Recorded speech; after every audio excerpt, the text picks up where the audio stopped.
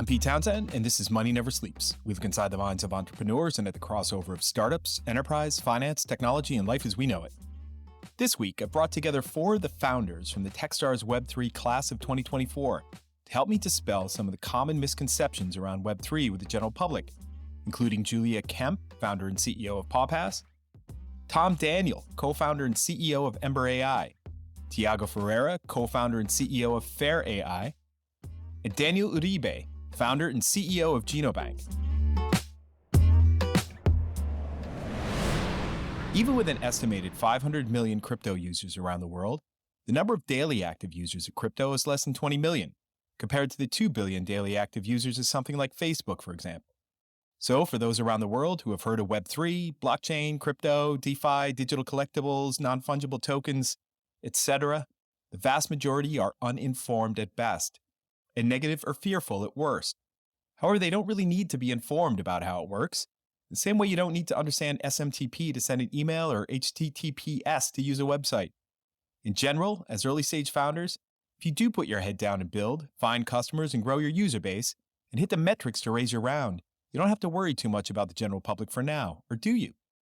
What if you just decided that building on blockchain technology and leveraging the trustless component of blockchain is the best way to deliver your value proposition to consumers?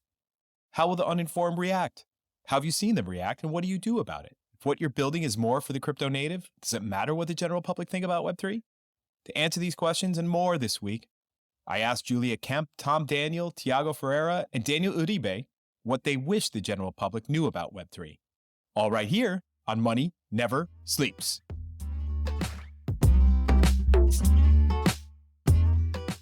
Who wants to go first? Who wants to start with their introduction to themselves and a little bit about their business? Hi, I'm Julia, the founder and CEO of PawPass. We're building the first ever digital ID for animals to digitize veterinary paperwork, vaccine history, and travel documentation, so owners can share a verified history of data with third parties using just a QR code. Thank you, Julia. Who wants to go next? Hi, I'm Tiago. I'm co-founder and CEO of Fair AI. And basically, we are building a decentralized marketplace for AI insurances with digital property rights. The way it works is that companies can create requests for problems they have and think they could be solvable via AI on our marketplace. Then developers can aggregate available open source AI models and build solutions for those problems. And anyone can then register to provide computation for those solutions. And those solutions, responses can be NFTs on any blockchain. And the main advantage of this solution is that end users and companies can easily access and own high-quality AI responses with more control over the model and its operator, and without bearing the infrastructure cost of the AI. Thank you, Tiago. Daniel? Thank you, Pete. My name is Daniel. I am the founder and CEO of Genobank.io. And we're in the intersection of Web3, AI, and genomics. So we are helping individuals and families to be able to connect to AI to have an explanation about their genetic variants in a privately held storage. Thank you, Daniel. All right, Tom, how about you? I'm Tom, CEO and founder here at Ember AI. We're building a conversational plugin for dApps that help drive onboarding and transaction volume and take actions within your dApp all through a single signature. All right. Very good. Thank you, Tom. And thank you as well, Tiago, Julia, and Daniel. What I wanted to talk to all of you about today was that being in the Techstars Web3 Accelerator program means that there's a certain amount of education that you're going to have to do. I always like to say that if you are trying to explain blockchain to a VC, you're in the wrong room, right? And that you just shouldn't even be there. These days, with how the industry's developed over the last number of years, there's going to be less instances of that because I think folks in this space are more knowledgeable about what investors to pitch to and what investors not to. And there's a good, even though Web3 is still a very small segment, we've got a good base of investors in this market. Some Web2 investors that have come into Web3, and I'd say where the bulk of it is with the Web3 native investors. But when it comes to customers and users, that I always like to say that if we're going to be really successful with bringing Web3 into the mainstream that we need to be able to sell to Web2 users. And that the more that we can talk about just the core value proposition and what we're delivering to the end user, the better off we are going to be. So my brother-in-law said to me, Pete, what are you doing? What's this thing that you're working on? I'm like, well, it's about Web3. He's like, what is that? And I am not going to say to him when he asks me, what is Web3? I'm not going to give him my favorite definition that I share when I'm in Web3 circles, which is how Sam Williams, the founder of Arweave, defines it, which is the protocolization of composable web services. I said that to Tyler. He's a smart guy, but he's not going to really be able to have a conversation with me on exactly what that means. Definitely could explain it to him, but it would be very much a one-sided conversation. So I just kind of say, hey, Tyler, listen, it's the third version of the internet. It's like, oh, okay, all right, well, tell me what that means, right? So I try to do it that way.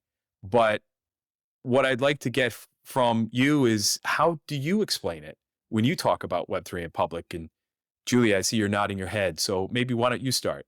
Yeah, sure. So I think quite similar to you, Pete, in terms of the third version of the internet. But for me, it's removing the kind of crypto and NFT side of things. So I think crypto and NFTs have had good and bad press.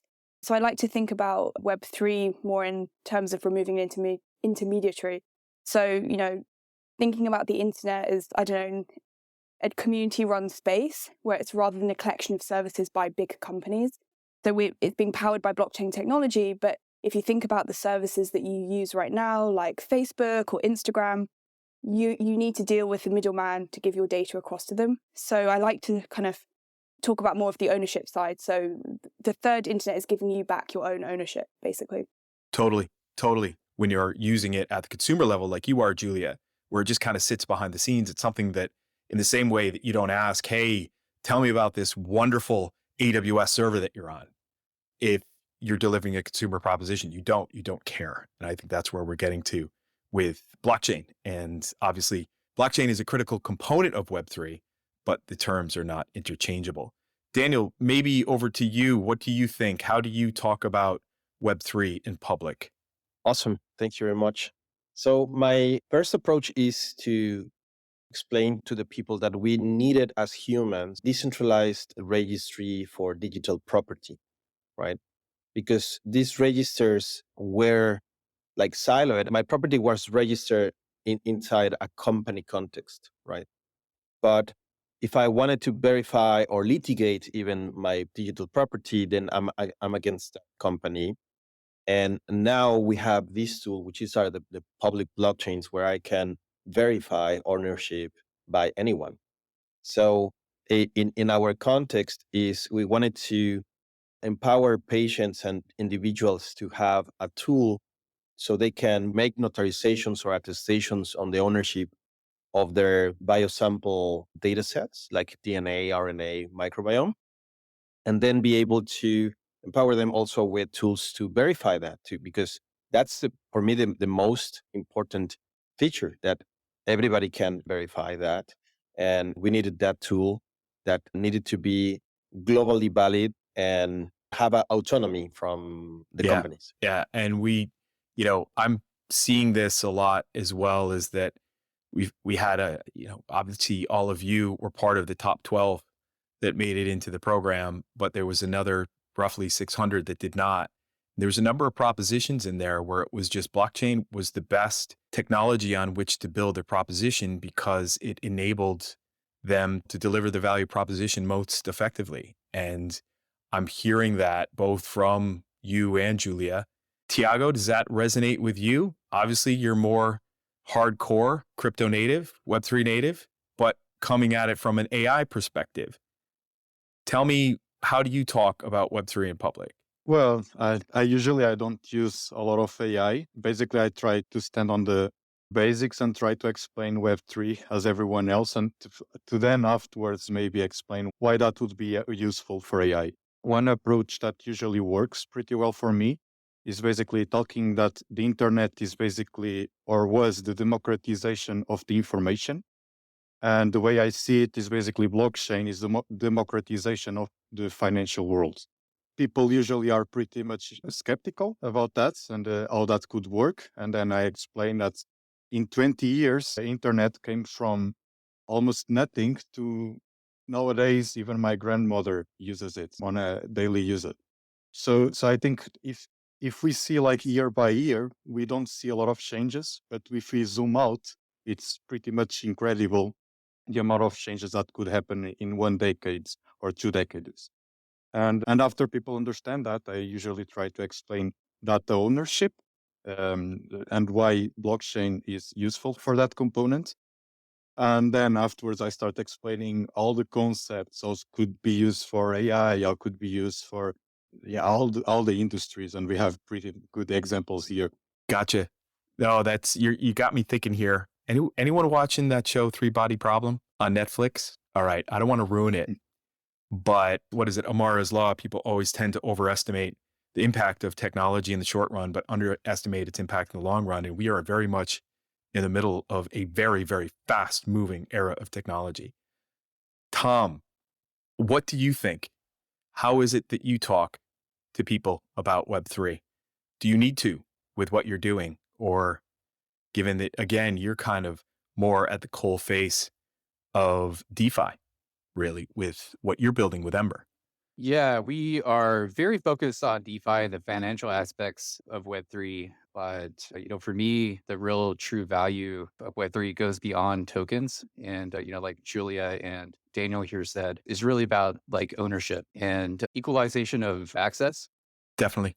Very good point. Looking at this a bit deeper, are there certain areas that you wish the general public knew about Web3 that would make your lives easier as founders?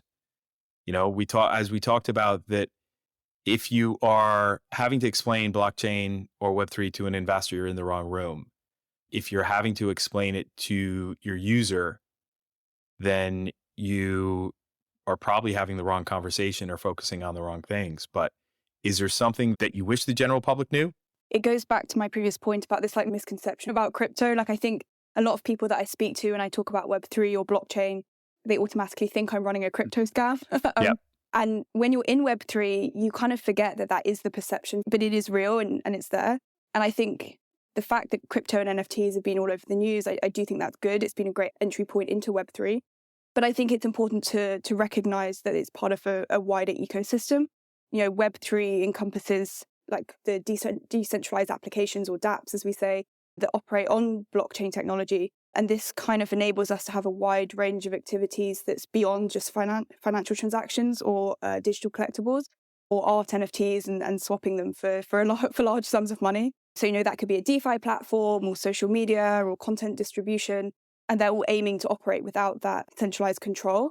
And so the scope of Web3 is much wider than just crypto and NFTs, but also we're aiming to redefine how the internet works at its core, not just in finance and art. But I do think also it's really interesting as well, which I think a lot of people don't realize, is the adoption rates across different countries. Because here in the UK and I presume in the US, there's a lot of talk of DeFi. It's one of the biggest use cases for blockchain and crypto. But there's some impressive adoption of Web3 and blockchain across other countries that I don't think is widely known. So trying to think of an example, Estonia using it for its government ID system. People in Argentina right now are using Bitcoin to pay for coffee. There's lots of innovation in voting systems. But I think for me, sometimes when I speak to the general public, there's a misconception that, you're trying to pump the price of a crypto token, but that's not necessarily true. We're trying to create technology that's in the background of a lot of different types of applications, and they're being actively used right now across the globe, even if they're not being used in the UK in different use cases right now. And does anyone ever think you have something to do with Dogecoin? Well, a funny story that I did actually get my dog with the profits of a Dogecoin. So yeah, there's Dogecoin slightly linked to what I'm doing, but no, I've never had that association, because I think in the marketplace I'm pitching to a very Web2 consumer, and I'm very passionate about blockchain technology, but I'm passionate in the sense that I want it to have a mass consumer use case where the dog owners and the pet owners that I'm targeting, they will not know they're interacting with blockchain technology, just like they interact with email and they don't know how that works, or that you're interacting with Google. And I think it's interesting because with the first version of the internet where you're reading, the kind of irony is that because we didn't have these social networks, it was harder to discuss these things. And then we have the second version of the internet where you can use Facebook or you can share data.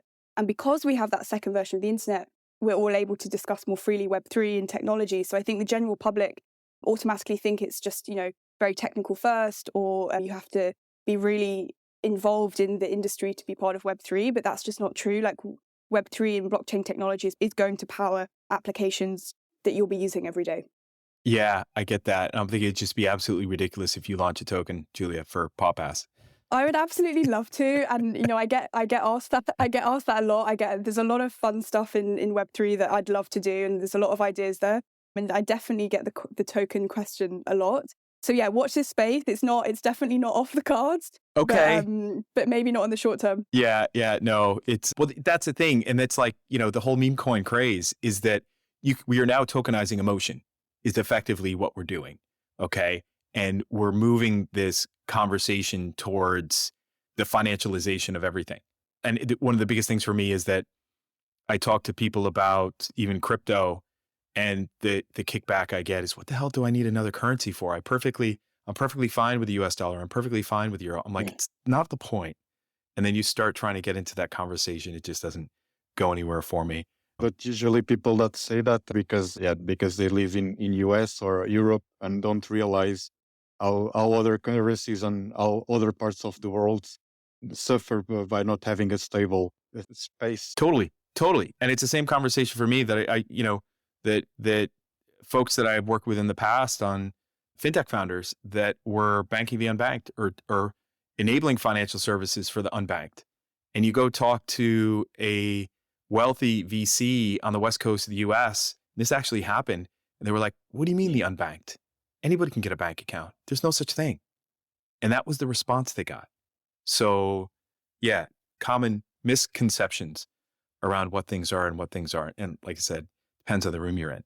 I think on that note as well, I think especially in the UK, I don't know how it is in the US, but when you talk about crypto specifically, I've had a lot of people say to me, well, we're just never going to be buying everyday items with crypto. It's just not going to happen. But I don't think there is a need in the UK to buy everyday items with crypto. Like I'm a believer that we won't be buying everyday items with crypto. But like we've said, there's a huge need in other countries to be buying everyday items with crypto. And just because in the UK we trust our banks doesn't mean people trust their banks across the rest of the world. Definitely. Daniel, you seem to be chomping at the bit there. Thank you. No, I mean, it's a fantastic conversation.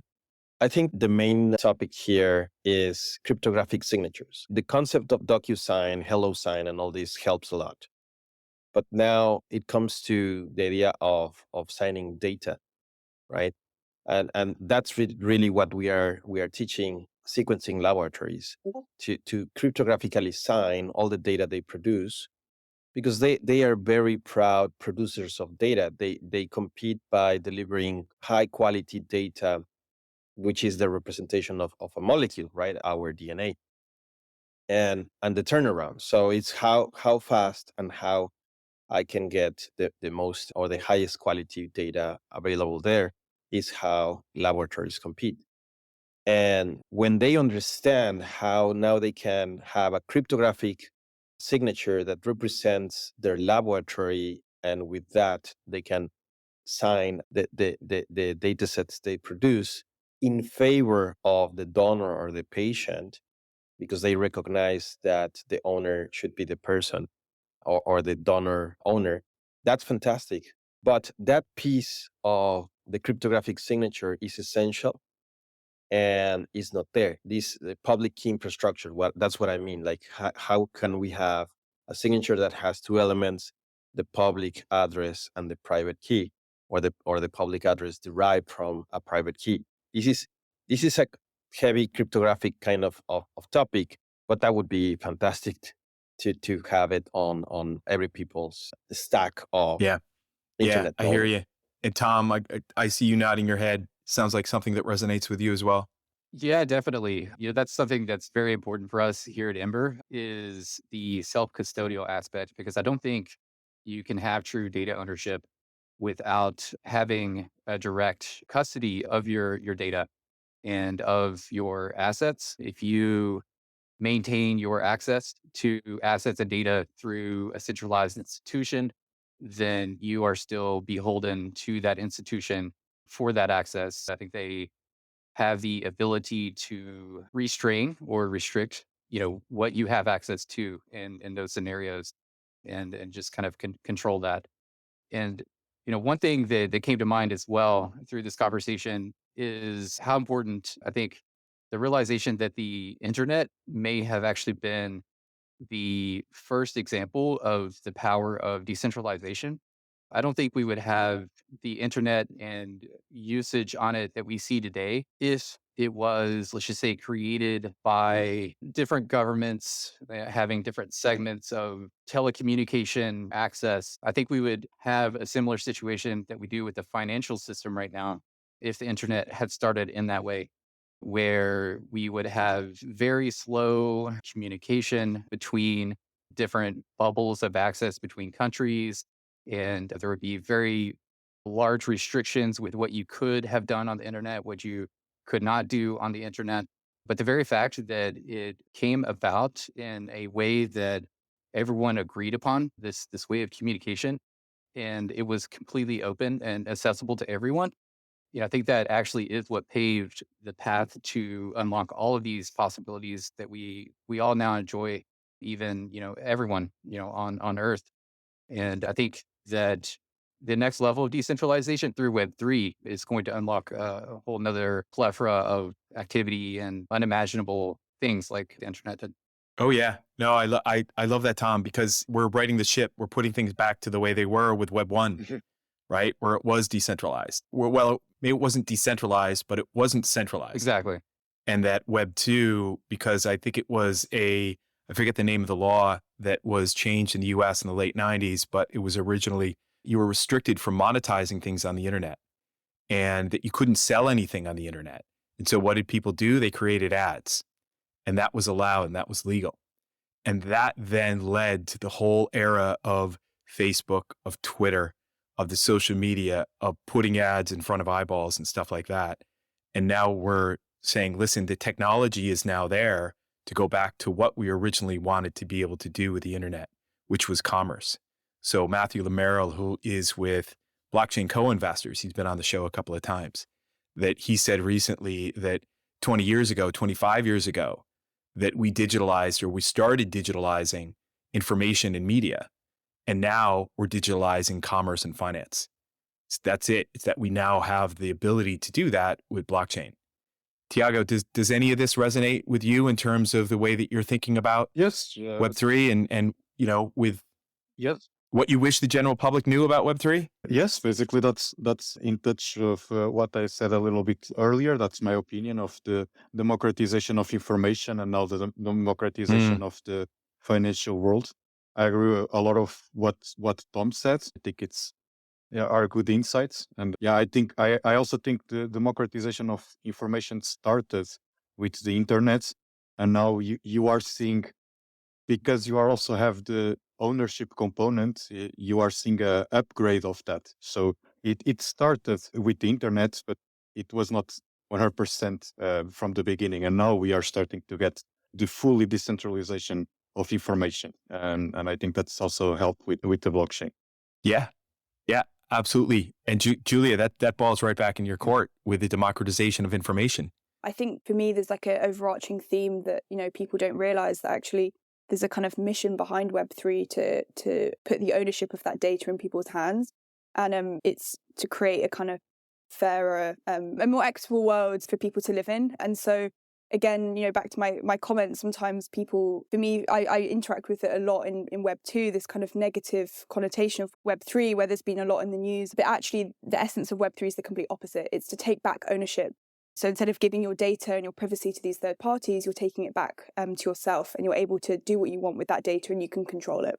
Yeah, absolutely. Absolutely. And that negative connotation is still very real. And last thing I wanted to do was for this to be a defensive statement, right? Because it shouldn't be. And I think there is an element of the general public that people think, oh, Web3 means the dodgier end of crypto and NFTs. Like, it doesn't. But even some VCs in this space classify it that way, is that they invest in crypto, they invest in DeFi, they invest in Web3. And I'm like, it's an umbrella term that means everything that's in this space that may be leveraging blockchain in a decentralized and or trustless and or composable way. Okay.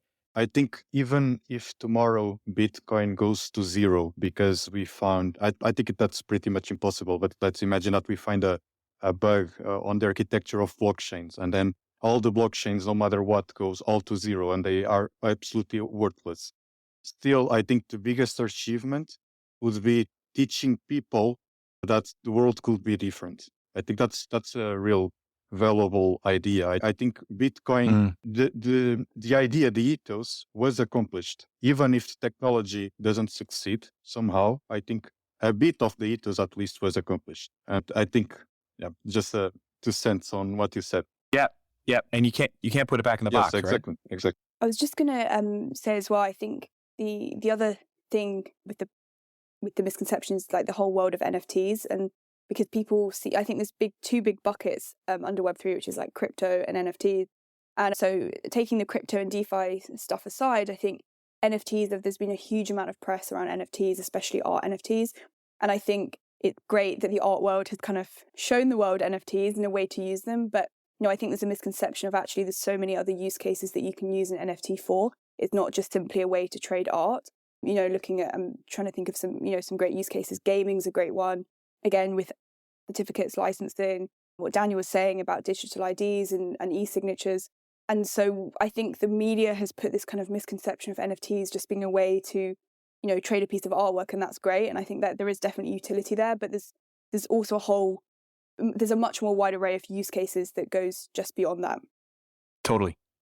Just like there's 3 different versions of the web over history, that over the last 7 or so years, there's 3 different incantations of the usage of NFTs. And, starting with CryptoKitties and then moving through to CryptoPunks and Bored Apes, where that started to adopt more of a tribe and a culture feel to it that people could align themselves with. But unfortunately, that happened in the run up to COVID when there was a lot of money printing going on and these things were being pumped up to 2 million. And I have a friend of mine, when I first started talking to him about NFTs 2 years ago, he's like, I don't even want to hear it. My kid's spending all this money on it. Don't even go anywhere near it. But realistically, what's happened now is that it's evolved to the point where it's being used to gate access to things. It's being used to package up data like DNA, right? It's being used to package up physical items so they could be traded freely without having to move those items physically. There's tons more out there. And it's just, what does the general public hear about? Case in point, Warren Buffett. Sorry, it wasn't Warren Buffett. It was Charlie Munger. May he rest in peace, who was Warren Buffett's number 2 for years. That he did a podcast with, I think it was John Collison from Stripe. And they were talking about crypto. And they started having a conversation around John saying, listen, I know you're anti-crypto, but can we talk about the financial side of it? And Charlie started taking his position on it. And John was introducing something about stablecoins into the conversation, and it was clear that Charlie didn't even know they existed, and that 75% of centralized crypto exchange transactions involve a stablecoin. We've built a huge global machine distributed to be able to move US dollar around the world, okay? So I'm not saying that's all we've done, but that is one of the things that we've done with this, and that there's so much pushback on it. But listen, I wanted to round out this conversation. I think this has raised some excellent thoughts for me that are going to go into a lot more thinking that I have on this topic. But one of my favorite scenes of all time is from the movie The Matrix, where Neo lies down on that machine and the back of his head plugs into a computer basically, and uploaded into him is Kung Fu. And he wakes up after thrashing about a little bit. He's like, I know Kung Fu. If there was one thing that each of you could plug into the back of someone's head about Web3, what would it be? So I think it would be how it spreads power from big companies to regular people. So you're going to get a greater degree of control over online things like photos, messages, money. And it's about making the internet fairer, safer, more private for everyone. And, imagine a world where you can have a say in the rules of your favorite online places. You're not giving your data away to other people. Definitely. Love that. Daniel? Very, very similar. It will be like these two maps, right? Your map of ownership or digital ownership on Web2, which is none or zero. And then your map of the things you should be owning or you are the owner right now on the Web3. So obviously the map in our heads is just self-explanatory. And what I'm trying to picture here is that is now is like real estate, right? It's like now this is the bits and the bytes that should be owned by you and are form part of this global machine as you describe of the internet. And in the Web2 is just a corporate version where you only exist if the corporation Totally. wants you to exist, right?